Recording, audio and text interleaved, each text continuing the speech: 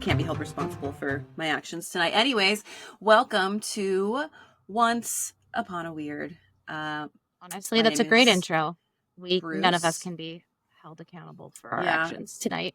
Yeah, I will. I'm going to stick to that. Is a little stony baloney, and I'm tired. So, can't. I don't know what I'm going to say tonight. So just prepare yourselves, I suppose. Anyways, yeah, I'm Bruce. You guys. Courtney. Chelsea. And if you're new here, we are sisters and chose to spend time with each other every week. I know, so it's kind of wild.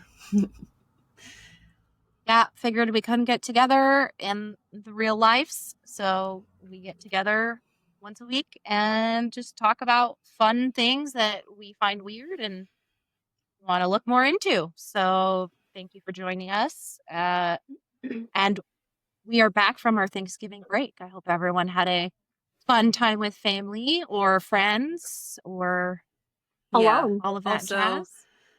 Or alone. Yeah.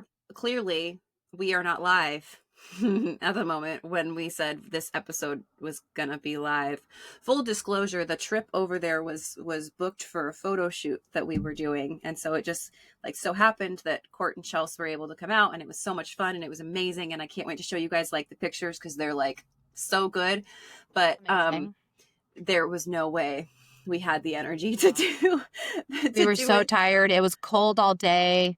We were just dead tired. We ordered pizza. We sat in the hot tub, smoked some joints, and went to bed.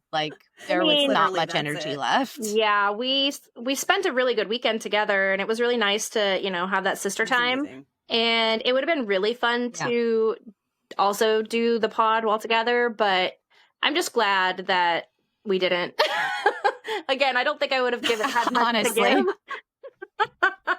No, it wouldn't have been very entertaining. And then also, my friend Ara, who was the photographer, she was there too. And I was like, oh, you should join us and do it live with us. And she kind of was like, okay. Yeah. So I was like, okay, that's a no, and it's fine.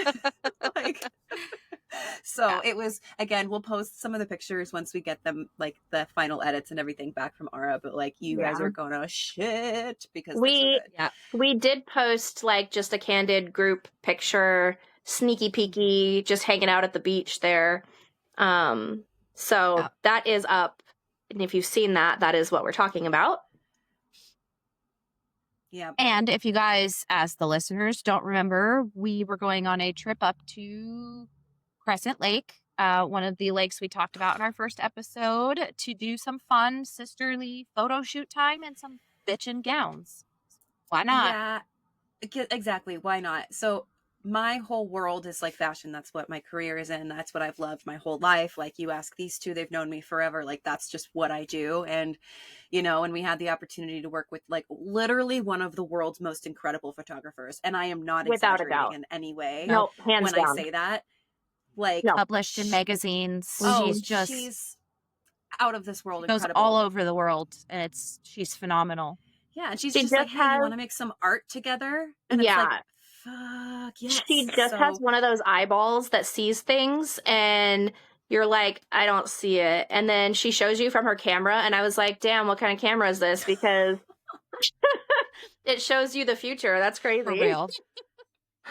No, it's just it's a whole new experience. And so if anybody ever has the opportunity to be able to literally just go out into the woods, you could be butt naked or you could be in gowns or whatever, just have your picture taken by someone who knows what they're doing. It's such a confidence boost. But I have to tell you guys, because we actually did photos in Lake Crescent, and one of the very first photos she sent us back was me in this super ethereal white gown, and it literally looks like I'm a ghost coming out of the water. Anyways, I'm geeking out, but they're so cool. So just we got to go spend time in Lake Crescent. We just had a lot of fun. It was a good time. We saw lots of eagles.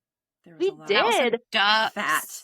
And I'll tell you what, the beach, just even putting the beach to the side, when we were at Lake Crescent, we saw snow, we saw a rainbow, we saw fog, and we saw sunshine. within the hour and a half we were there, it was the craziest Yeah. weather, but the most beautiful Yeah. photos I have ever seen in all of my days. So there's that.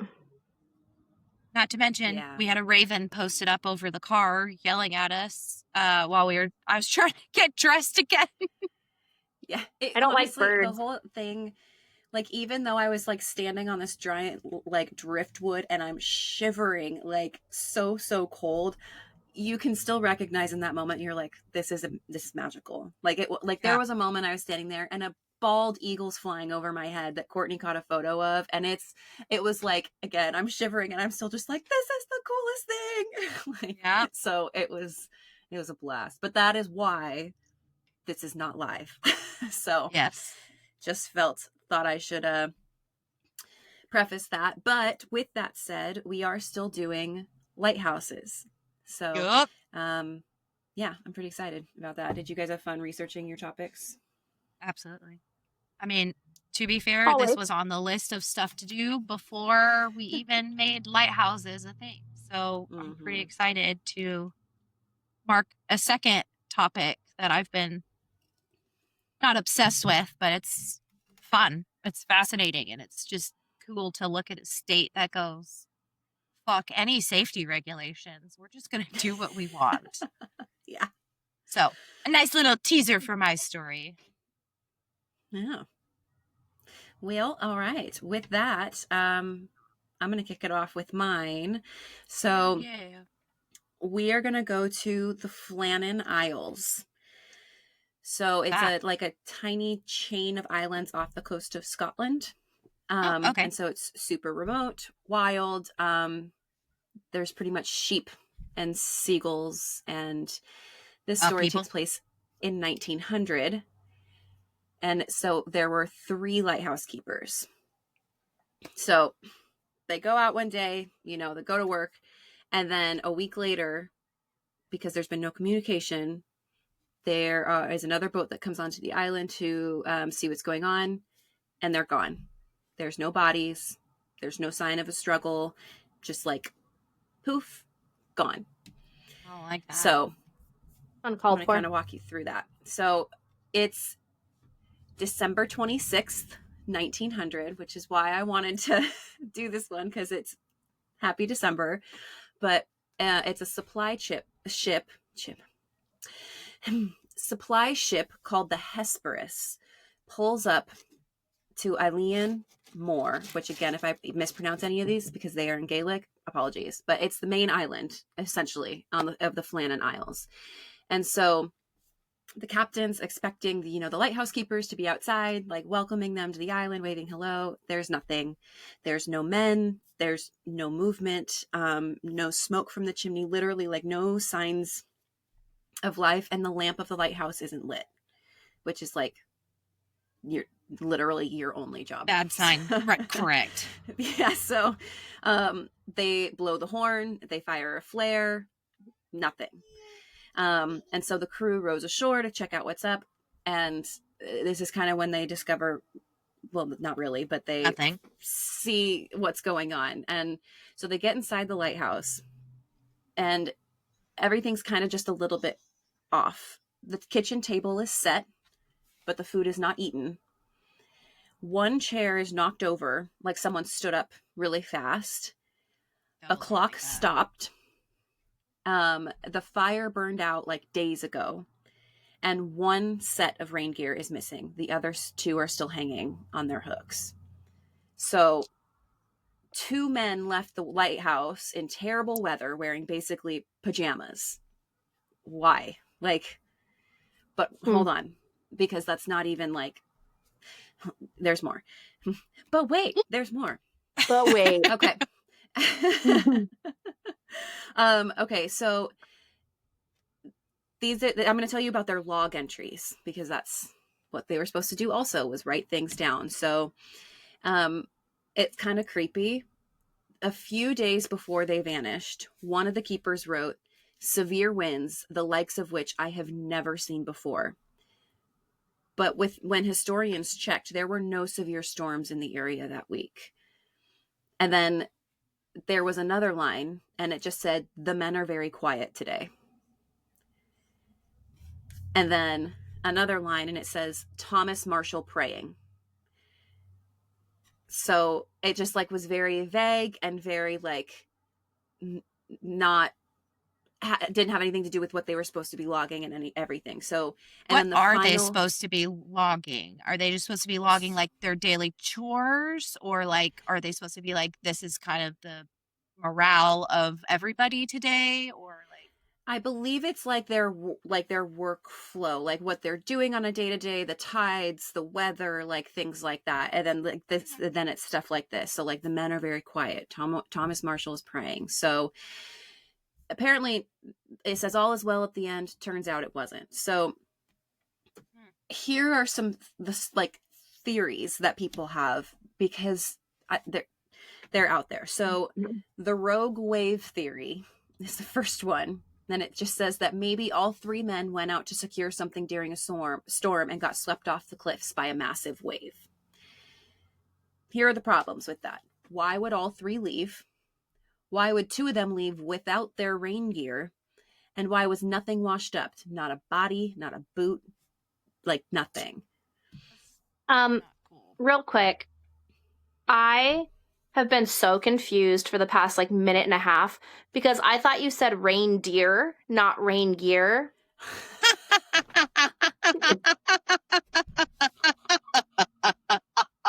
Well, to be fair, it's the day after Christmas, so I guess that makes sense. Oh my god! Were they kidnapped by Santa? Yes. I was like, oh, why would they leave their reindeer? That's so strange. Okay. It's so All rude. right. Okay, well, that was fun. Okay. Love All right. that. They're reindeer. Okay. I'm so sorry. Oh. Okay. Well, I don't know how we bounce back from that, but anyways, so the next theory is murder-suicide. So one guy snaps, kills the others, throws their bodies into the sea, and then jumps. Here's the problems with that one. No signs of struggle, no blood, and like who knocks a chair over and then doesn't leave any other chaos anywhere else? You know what I mean? Like, not to mention with the tide, it doesn't, if you jump off a cliff, it feels like it would pull your body to the shore and not out to sea. Things would have definitely washed up. And then the runaway theory is that they faked their deaths and started new lives. But like, okay. No. like I don't really need to mention the problems that story has. Sea monster, because Scotland loves a good sea monster. So giant tentacle reaches up, grabs them, boom, done. So probable? No. Very Scottish? Sure. Okay. So alien abduction. So that's, if aliens were going to pick someone, you know, in 1900, for sure, why not? But they didn't give them back. They didn't. But it's the entries, it's the vanishing, the lack of any like kind of physical evidence. So at least this one has range, you know. Yeah, true. And then interdimensional portal is one of the last ones. So some people think that the lighthouse sits on a thin spot between dimensions, and ley line. Essentially, it's like Scottish for they fell through a cosmic trapdoor, you know. The Fae got them. Yeah, well, Scottish folklore is full of like thin places, so it's not too out there. But anyways, so investigators found two key details that everybody always points to. So on the west landing, ropes were ripped from their boxes and tangled all over the rocks, like something massive tore them apart. And then the second clue is some of the metal railings were bent, like superhuman strength bent. So they're thinking maybe like a storm, but again, like the weather records say that there was no storm big enough that hit that week. So what was it bent the them? metal bars up at the top, like around the glass light bulb and all that jazz? These ones were the yes, yeah, the ones that were up around the lighthouse. Gotcha. So I wasn't sure if they were like ones on the cliff edge or something, or like where. Well, the ropes down by the landing were the ones that were ripped apart, but then it was the iron railings at the top of the lighthouse. Yeah. Right. Okay. So, yeah. So was it some massive wave? Fucking the monster, because again, Scotland. But, yeah. So what makes this kind of like so haunting to me is that like it's not bloody. There's, it's not cinematic. It's just quiet, empty, like nothingness. I Like mean, where the fuck did these guys go? If it, 1900s, if you wanted to start a new life, you could literally move 10 miles down the road and no one would ever find you in 1900. You don't have to fake your death. You don't have to fake your death and just disappear. Like, you can literally just move about your life and then just go, okay, bye. I think for me too, it's like, it's the visual of it, of like walking in there and the table's set, like the food is ready to be eaten, like they're ready to have dinner, and like there's no one there. It's just kind of abandoned for no obvious reason. It's like, I don't know, it's unsettling in a way. Well, it reminds me of the movie The Lighthouse with Willem Dafoe and Robert Pattinson, and I actually had to look it up because I was like, this is sounding really close.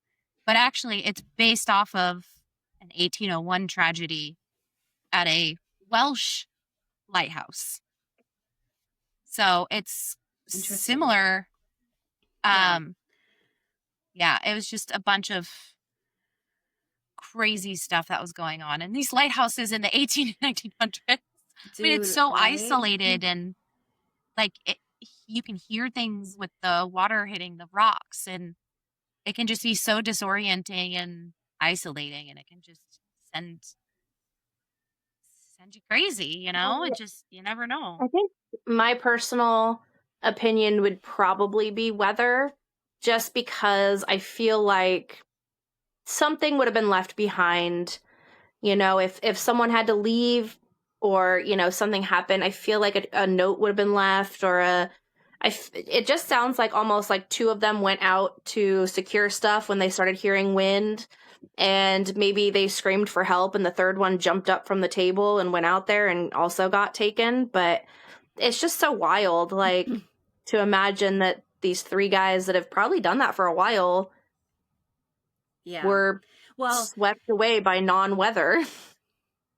Well, and that's kind of the most modern theory that people have had. They call it like the chain reaction theory of like one keeper leaves the lighthouse to check on that western in his landing, weather gear. He's just like, hey, I'm going to go do my last round. Rough weather, because that's what they claimed, right? But then he gets knocked down or swept away. So the second keeper runs out to help. He gets swept away. The third keeper, again, that chain reaction. Yeah. But then he gets swept away. But the issues, again, were with the really weird log entries. Why days leading. the men are quiet. Like, why is Thomas Marshall praying? This wasn't a normal thing to be mentioning in their like logs. And so it's just, I don't know. Yeah. It's odd. I feel like weather makes the most sense.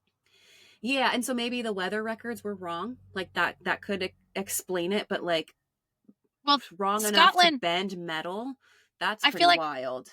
Yeah. Scotland's like us though. Like, we were literally at the lake and we saw 3 different weather patterns in 180-degree vision. And it's like, we could have driven 5 minutes down the road and had a totally different weather. So it's like, if that's happening here in 2025, this is more north in the 1900s. It's about the same, actually.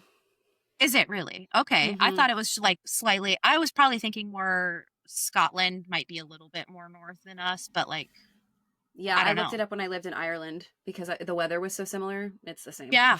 Yeah. Okay. Well, yeah. All right. Well, yeah. I mean, that just seems like that would probably be, one dude was like, hey, I hear something weird. And the other guys were like, well, I'm about to eat. Like, you can go out and check it if you want. He goes out. They hear the ropes breaking. He's going, hey, I need some help. And they all kind of get pulled over. Like, it just kind of seems that's the most reasonable, but it's just it doesn't explain their like strange, like the other strange evidence is all. It was a killer whale. The killer whale came and was bothering them for days, and then it jumped up and bent all the iron and ate them. That's what it is. End of story. Found it. Killer whale? Yeah. It's a Godzilla whale, I think. Yeah. Yeah. Killer whales play games with people. With They boats, think it's fun. not lighthouses. Maybe. With Maybe with mega yachts. Maybe this killer whale was done with yachts and decided that these little shits needed to be eaten. And he did it. Tortured them for days and then ate them. I don't know. He done did it. Tortured them another on theory. land for days. Yeah, they were writing weird things. Scared by the whale. I think they would mention the whale if... No, well, I mean, Tom Marshall They didn't want was to sound praying. cuckoo for Cocoa Puffs. I mean, if it's around Christmas, wouldn't you be praying? I'd be like, well, this is awful. I prayed for whales. But whatever it was happened, it was clear that it happened fast. And that's kind of also unsettling. So, yes. It really is. But anyways, that is the 1900s, December 26th, 1900s, Flannan Isles off the coast of Scotland. I love that story. Yeah, it's creepy. That is creepy. So moving right along, I like to do things at the very last minute, and I'm just gonna own it. So what? I didn't really do like a ton of what lighthouse do I want to do? Do I have a favorite? No, I don't really care because I just think lighthouses are really cool. So I just kind of picked an obscure one that I personally had never heard of that I got to kind of research and learn about. Because I feel like all lighthouses kind of have a history to them. They, have traumatic moments. They have, whatever. What they have see you. some of the area's worst shipwrecks. They see people literally dying. It's like a place of hope, though, too, because it's light. Well, 100%. Like your land. I feel like they hold a lot of emotions in general. So this is the story of the New London Harbor Lighthouse. New London, Connecticut, has been a seaport since the 1600s. It is a fiercely independent town, and by the early 1700s, the harbor was crowded with merchant ships carrying everything from whale oil to rum. But the waters were treacherous. Rocky ledges hid just below the surface, especially near the harbor entrance at Picot Point. Now, granted, I'm not sure if that's how you say that. I tried to get it to tell me, and I used Google and I used, what's the other one? The other search thing. Not Jeeves? Words are hard. I hate you both. ChatGPT. But anyway, yeah. So it's spelled Pequuot.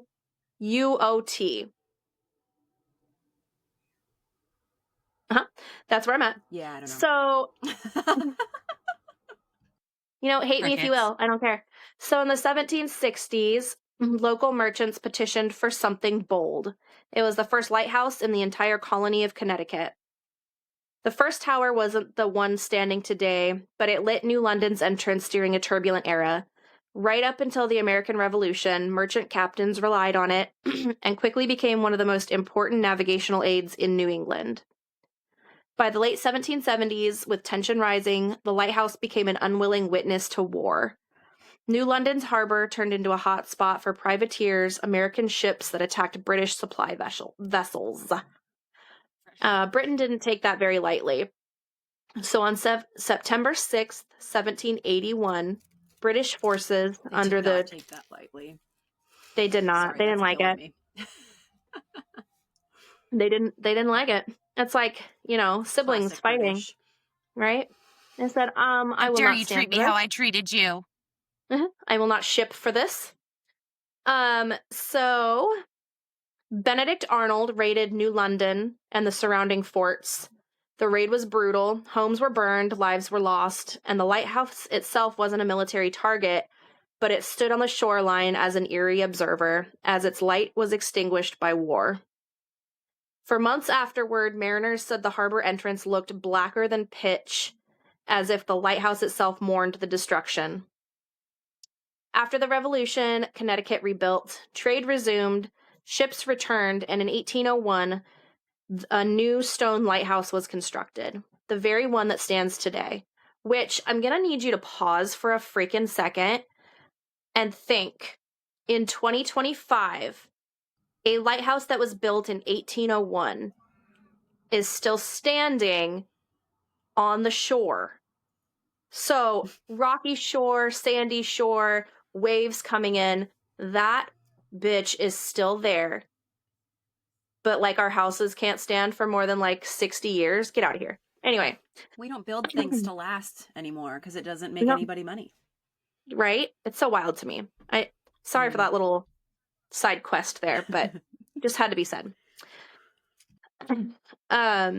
This tall octagonal tower made from solid masonry rises 89 feet above the water.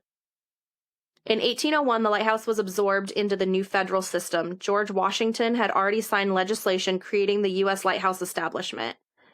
New London Harbor Lighthouse became one of the country's earliest federally maintained beacons.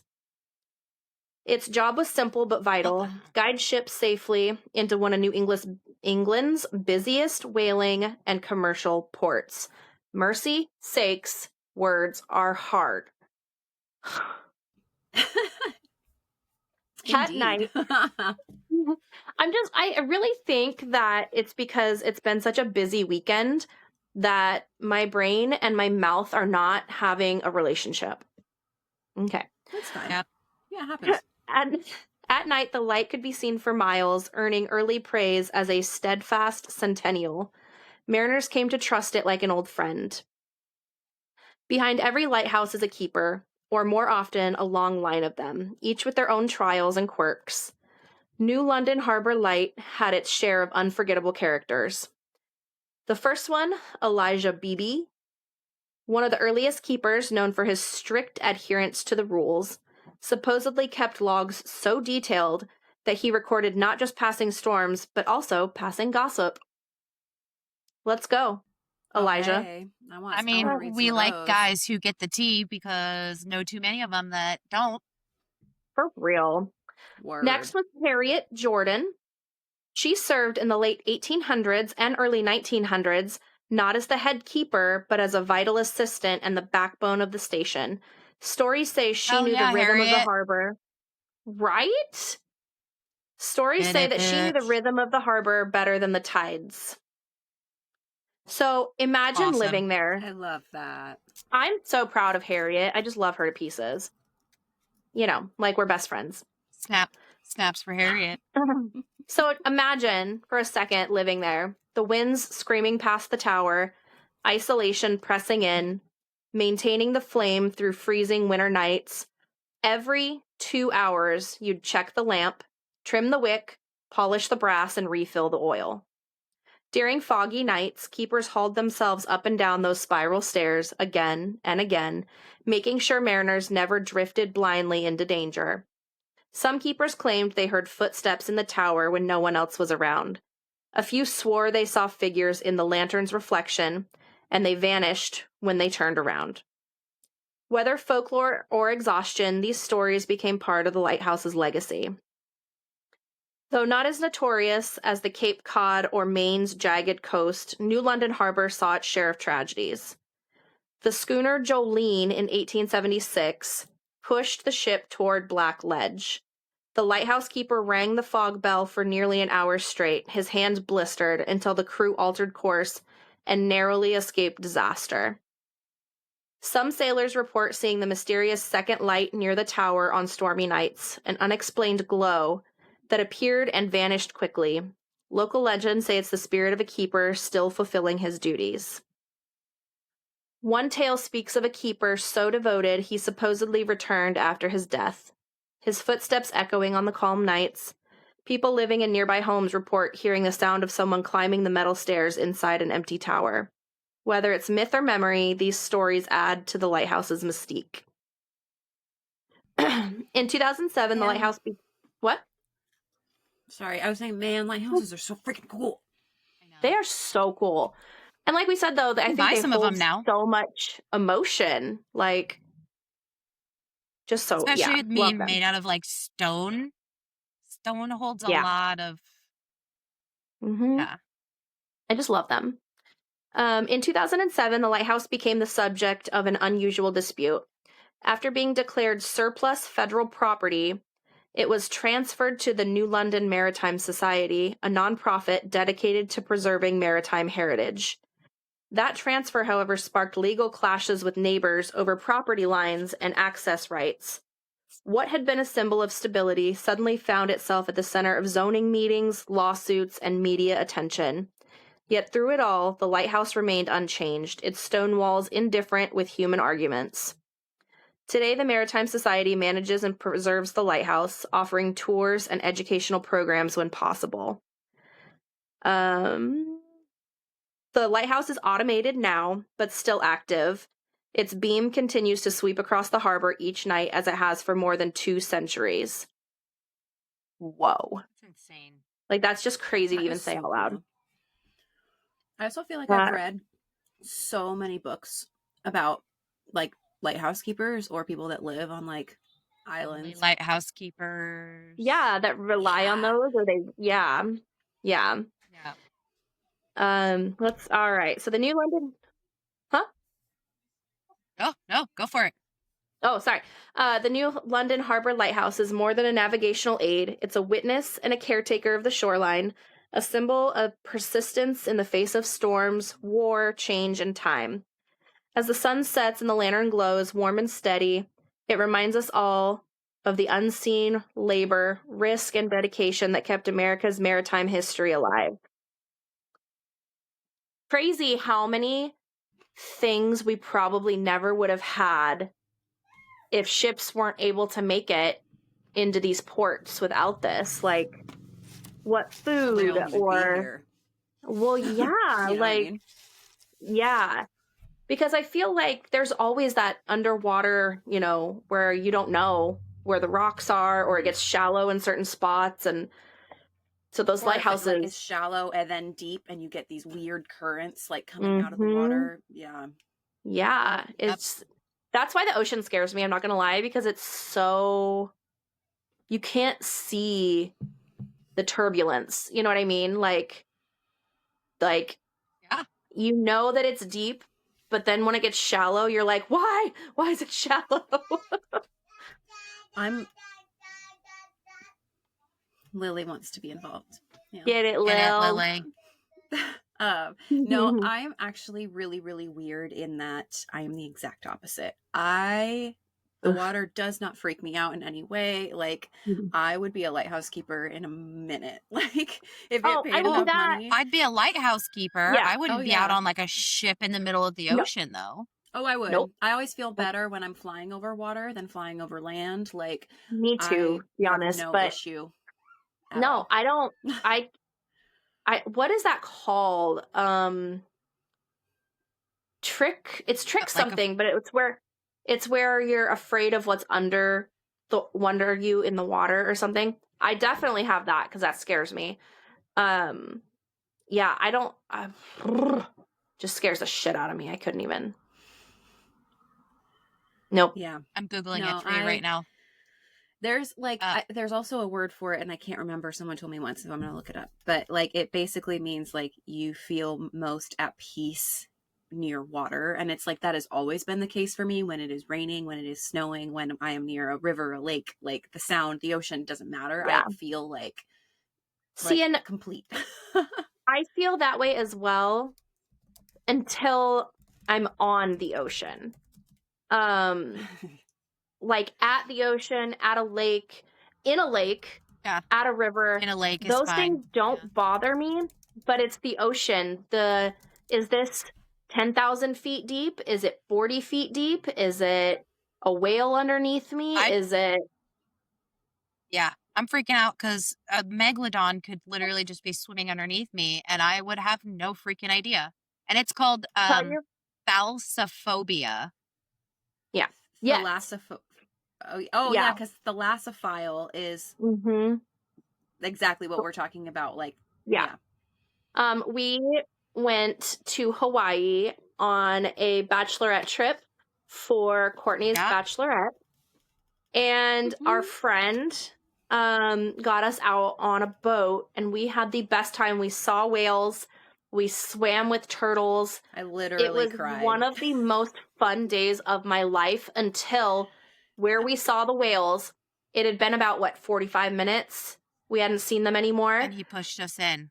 And he said, jump in. And I was like, the hell with you. No. And he goes, if you don't get in, I will push you in. And I said, this is where I die. If one thing touches my foot, I'm screaming until I drowned. I don't care. I jumped. We had my legs like tucked up underneath me, and if they could have been inside of my body, they would have been. Yep. Mm-hmm. You know when you put your legs inside your sweatshirt? That was me in human form. I couldn't tuck myself any closer to me. That was the scariest moment of my life, and I almost pissed my pants thinking about it right now. What if something touched my foot? It was a whale. I was dying. Yeah. No, I was just chilling. I was so stoned and drunk. We all were. Yep. And that, I think that made it worse for me. But that was terrifying. Yeah. I think I blacked out. And then when he was like, all right, come on. One of the greatest trips. Oh, it was a fantastic trip. And it was such a great experience. But, geez, man. Oh, God. Yeah. Anywho. All right. Well, so, you know how most lighthouses are cute, like little coastal garden gnomes wearing little rain jacket level cute? Well, sometimes.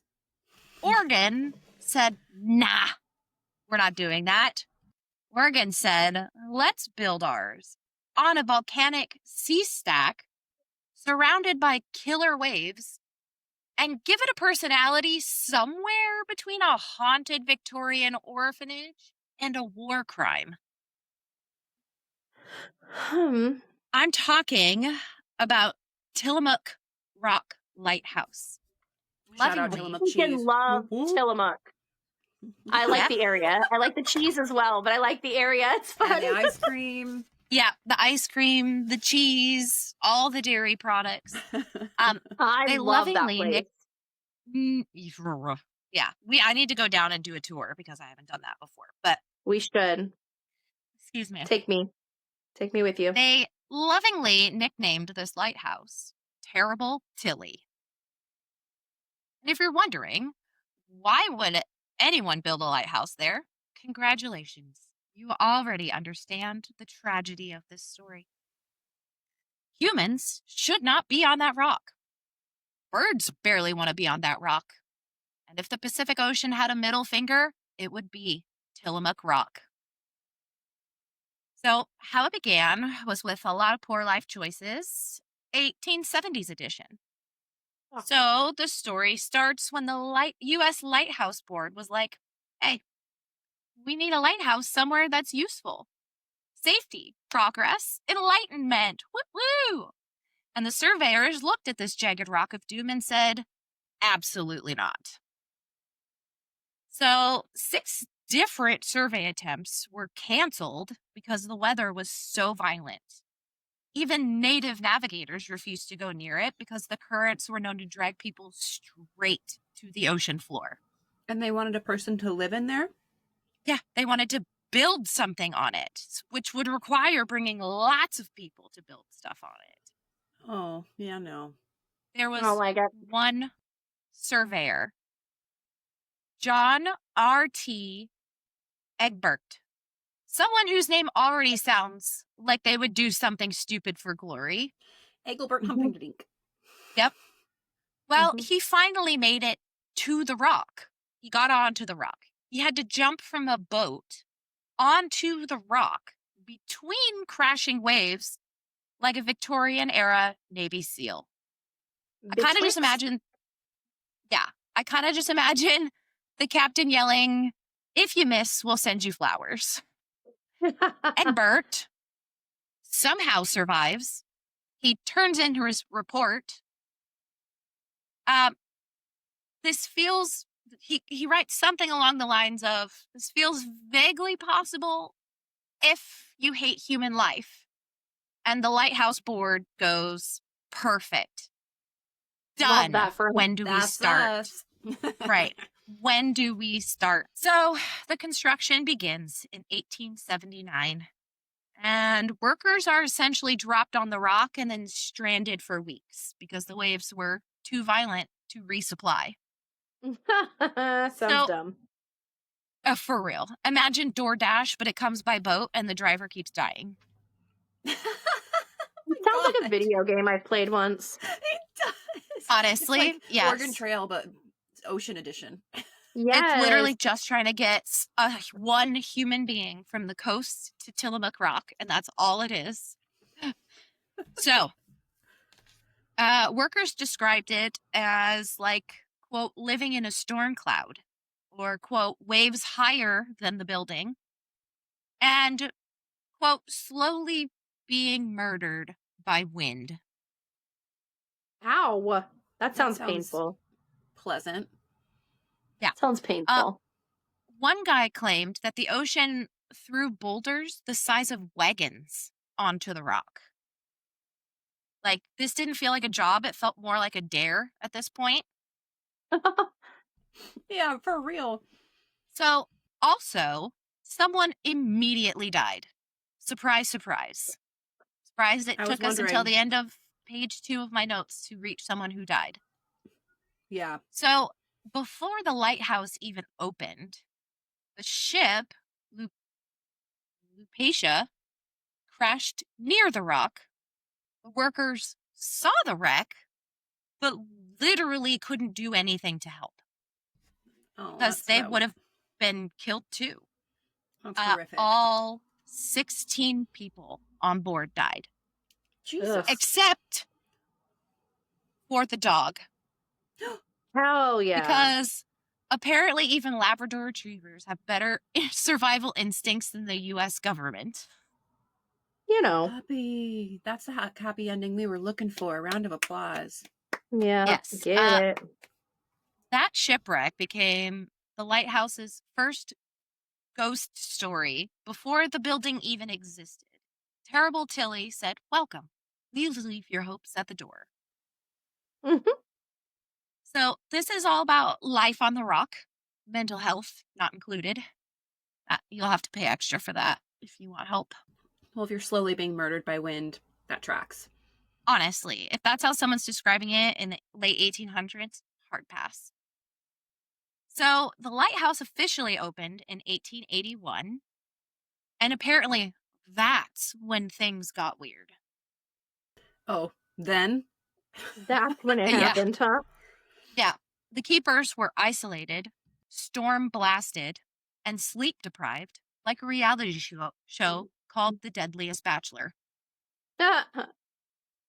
Rotation schedules were so long that keepers started hallucinating, refusing to leave, or begging to never return. Like, not great. Both are pretty large red flags, you know? Yeah. I mean, yeah, all three of them are going to be hard passes. Like, I don't need to be hallucinating on a death rock, and I also would immediately want to jump out of a window. Question though, if you are hallucinating on the death rock, does that make the experience more enjoyable or less? Depends on what you're hallucinating. Correct. Yeah. Like, are you hallucinating those dead bodies you watched literally die, crawling up out of the sea, or are you hallucinating that you're on a beach in Cabo? Because or totally depend. One keeper threatened to kill all the other ones with an axe because he thought the ocean was talking to him. Okay. And honestly, at that point out there, relatable. Because like, does he think he's Moana? Sounds like dehydration. Get it together, friends. Yeah. Well, they're dudes and they don't have a woman telling them when to eat or do things. And it's the 1880s of it all. And they probably would throw her out in the ocean anyway if she started telling them what to do. She's a witch. Yeah. Short of Harriet, apparently, because she could go work on the lighthouses. Yeah. Right? So another went mad and he locked himself in a room for days until the weather calmed enough to remove him. That sounds like something I would do, though, normally. So. Oh, yeah. Well, can you imagine the HR paperwork that they'd have to do on that? Because HR who? not They in the didn't have that government. back then. Yeah, no, that wasn't a thing. So we're gonna move on to a little snippet on like pets, but we're gonna make it slightly horrifying. Oh. So to deal with the loneliness, the keepers, they kept cats, which sounds cute until you learn that there were like 20 of them and they fed on the island's massive bird population like a cult of feline serial killers. To Well, be I mean, fair, though, you wouldn't be as I'd lonely. rather them eat the birds than the birds make everyone sick, I guess. I mean, Yeah. I mean, some of the bird? keepers that did report that the cats were so wild when newer keepers would arrive that they would hiss at them like demonic Pokemon. Well, Cats are so much better than birds. Birds are the most disgusting creatures on this planet. You cannot change my mind. They are feral and foul. Haha. Joke intended. I hate them. Gross. oh my god, there are 2 flies flying around my head right now, and I'm going to lose my shit. Not the Well, flies. Tilly said, "Come for the lighthouse and stay because the cats now own the island and they will force you to stay." I don't hate that. So, we're going to talk about a storm because obviously there were quite a few around there. So, having a storm out there isn't crazy. But this one felt like it kind of wanted blood. So, this lighthouse wasn't just fighting rain, it was fighting full on ocean rage. Like, waves routinely broke windows, ripped off walkways, and That's launched scary. rocks through It walls. is scary.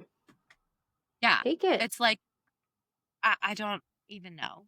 It's like the ocean's trying to play Bop It with a lighthouse, and you don't know who's saying what because, yeah. And in 1934, a storm actually slammed a massive rock through the lantern room, destroying the light itself. It took a year to finish repairs because no one wanted to go back. This wasn't weather, it was attempted murder. To be fair, I understand that. To be fair. To be fair. Mm-hmm.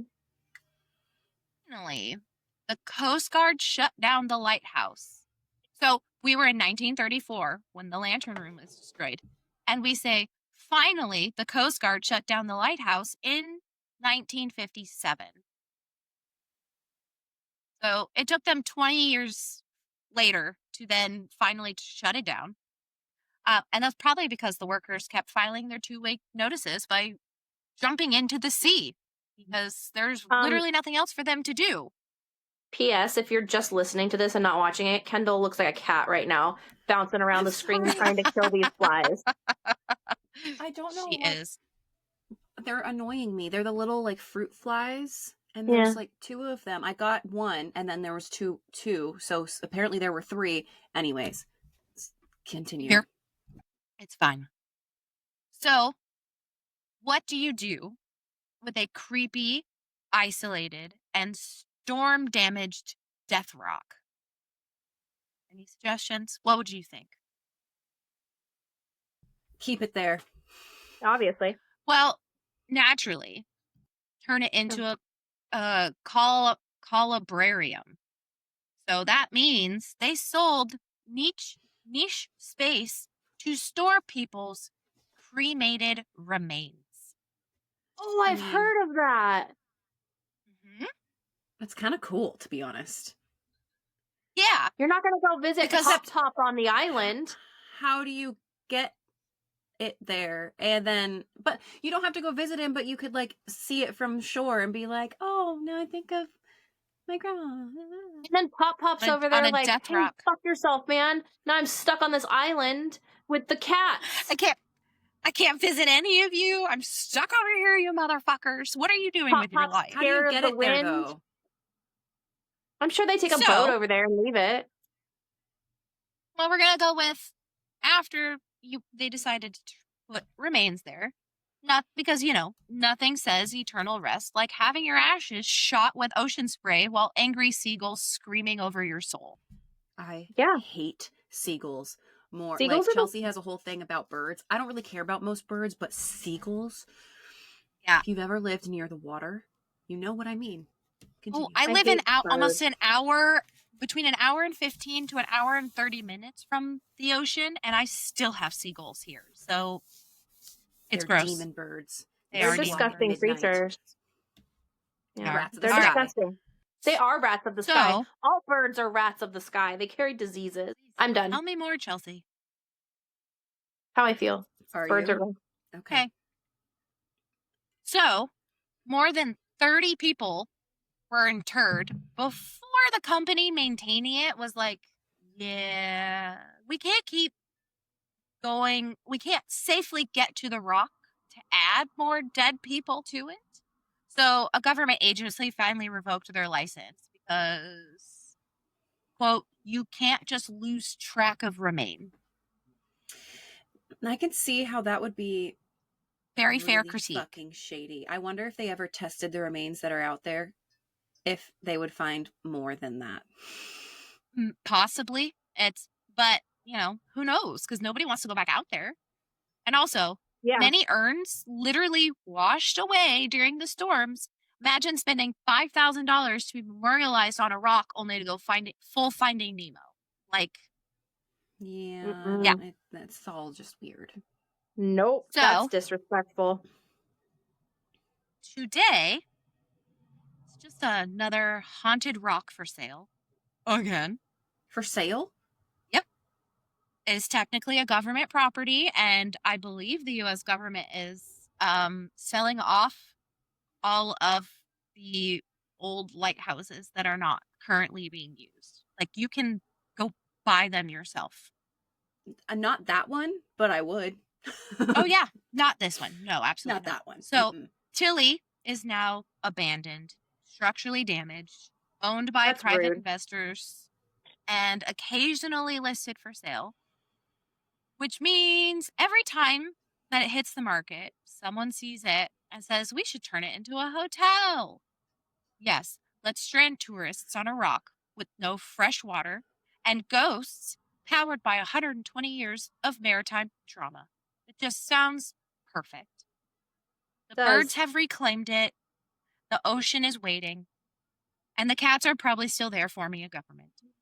It sounds like one of those horror movies where everybody has to sign the waiver ahead of time and they're like, yeah, let's go do this. It's going to be so much fun. And then they're fucking tortured by the weather and ghosts. Yeah. Yeah. Or, and you're like, yes, exactly. the waiver didn't stop you? That's wild. Yeah. Yeah. So, why we love Terrible Tilly. Tilly is a monument, stubborn human engineering, a historical mental breakdown, and a reminder that nature does not want us here. And honestly, it's kind of iconic. Girl, same. It's the lighthouse equivalent of that one friend whose life is always on fire, but they still show up like, I brought snacks. So next time next time you stare out at the ocean coast and feel a dark presence staring back, it might just be Terrible Tilly whispering, come visit. I promise the weather won't kill you this time. Probably. I feel like Tilly got a bad rap. They built her on an uninhabitable rock and then blame her. It's not her fault. It is not her fault. She has done her best. Yeah. Fucking Egbert was like, yeah, you can do it. Egbert. He would have just said, absolutely not. No. Find a better spot, my dude. It just makes me mad. Tilly sounds like a really cool lass. And she's getting all terrible names and shit. It's really rude. I don't like it. I do like that her name is Tilly, though. Yeah. I think Tilly is so precious. I want a dog named Tilly now. Tilly and Kevin. Yeah, Tilly, Kimber, Tilly, and Kevin. Yeah. Yes. Oh, guys. I don't have a theme for next week. Ooh, so we your just pick pardon? whatever story we want, or are we going to decide between now and then? I don't want to do willy-nilly. It stresses me. Okay, how about I have some ideas. Let's see. Okay. How about town secrets? Oh. Just make it weird. It could be a small town. I'm down. I mean, I have one about the town I'm in. It's all theory and rumor, but I don't want to necessarily out my location. Then don't do that. I don't. Yeah. It's a good one though. Like I can actually ask people that live here about it. Well, just say that you don't live there and you chose another one, and now people will never know if it's truly where you live or not. Valid. Yeah. I'll figure it out. I'm sure I can find something. All right. Yeah. Well, town secrets. Okay, I'll write that down. So we will see you guys next week. See you later. The second week of December. And please check us out on our social on Instagram and email us at onceuponaweird25@gmail.com if you have any suggestions for stories, topics, just want to pop over and say hi. Any side stories you might want to hear? Yeah, side stories, but even if your town has some weird secrets or rumors, absolutely, or like things that you've like heard about over the years, like send it to us, because we are usually like sometimes we have ties to these theories and sometimes we don't, and we're just doing research. So like, give us some places to start. This hits perfect because Mitch and I started watching Welcome to Derry this weekend, and so feels like a giant town secret. We watched that like a month ago, and we never really got like past the first episode because we're boring and we fall asleep. It's fucked. How could you fall asleep? Oh my God. I was like literally sitting on edge on the couch. Mm-mm. No. The car ride had me boggled though. I was like, I beg your pardon. I said that several times, and my accent, I had an English accent, I had a Southern accent, and the beg your pardon kept changing the more flabbergasted I got. I was like, I beg your fucking pardon. Like, it just kept going. I was just, my flabbers were absolutely fucking gasted. We have only watched 4 episodes, and it is insane. I literally have no words to describe this show. Yeah. Like, you're killing me right now. Also, if you guys have ever been to any of our lighthouses or have a relative stuck on Terrible Tilly's Island, go ahead and, let us know that too. We'd love to hear from you. Yes. We want to know. Or even if you have your own experience with a lighthouse. Mm-hmm. Yeah. We want to know how Pop feels about being left on an island. Anyway. All right. Yeah. All right. Thank you for listening, and we will talk to you guys next week. Bye. I can't do a heart. Yeah. Bye.